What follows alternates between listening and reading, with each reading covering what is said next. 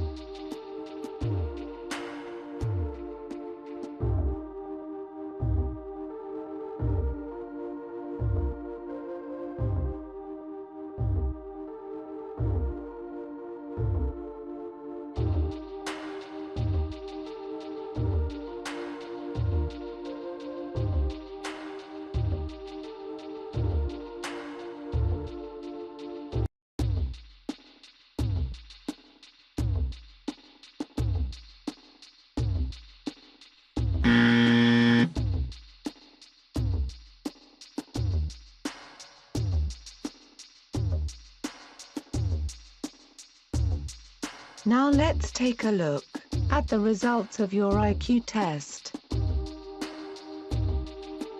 Don't forget to share your results in the comments. I will see you in next episode of Get Smart. Peace.